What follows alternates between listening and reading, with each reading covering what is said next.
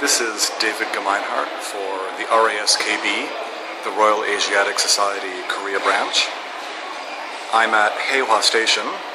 Maybe you can see the sign behind me there.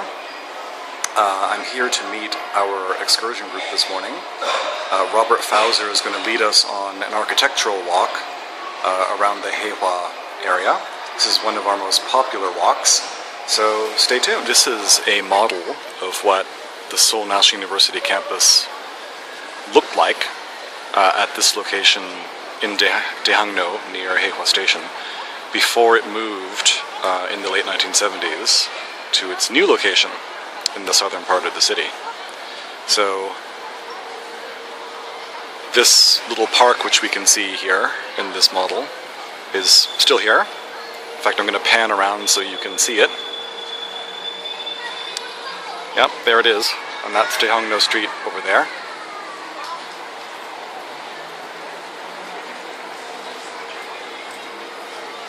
And in fact, this building here right on the edge, I'll try to gesture, this one here, is the only remaining building still here, which is behind those trees over there. We're going to see it later.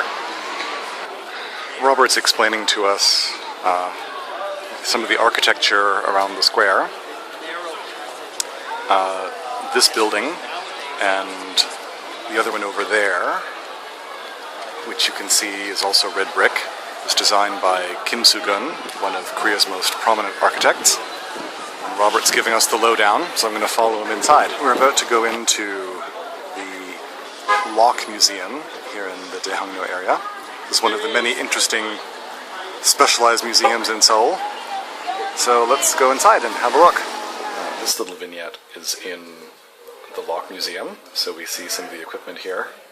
It's like a sort of a workshop vignette. I'm going to linger here for a moment because this is the best light for photography in the whole museum. You might have seen in the earlier shots that it's rather dark in here. The exhibits are well lit, but it's hard to get pictures. But this is, I think, a very interesting look at presumably what a locksmith's workspace would have looked like. And Robert has pointed out to us that in fact the locksmiths would have done also the middle work on the furniture, not just the locks, also the decorative parts and the hinges and things like that. I'm standing at the intersection of two alleys. This is a neighborhood across the street from where the Seoul National University campus used to be, so opposite Daehangno.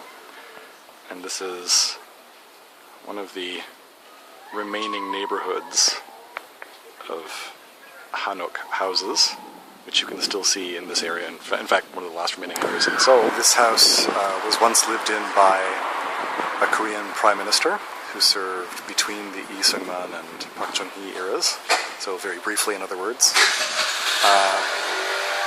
And I'm going to go inside to appreciate the architecture.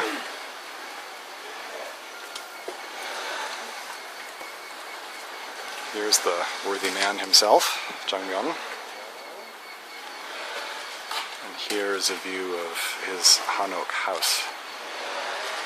And also a more Western-style building next door. I'm going to give you an interior view of the house of Jong Hyun, this former Korean Prime Minister, and also the first Republic of Korea ambassador to the United States earlier in life.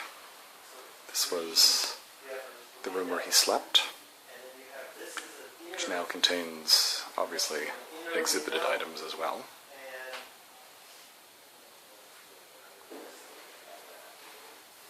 He was apparently a leading Catholic as well, so note the little crucifix here. We also have some of his personal effects, including this dapper top hat.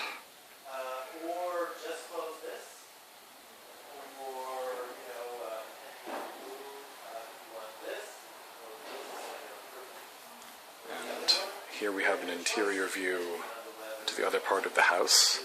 This house is sort of a hybrid Japanese and Korean style, according to Robert, our excursion leader. Apparently one of the signs of this hybridity is the lack of a central courtyard. But then on the inside the house does have the Korean style undo in the wings, the underfloor heating system.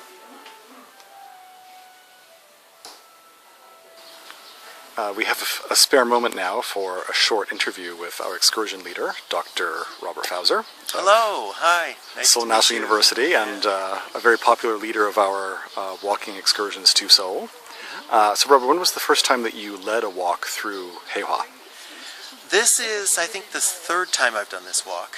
I think I started in 2012, and I've been giving walks for the RAS since about 2010. Right. Yeah. I've been on this walk before with you, I think it was last year, and I noticed that the itinerary is different this year. Right.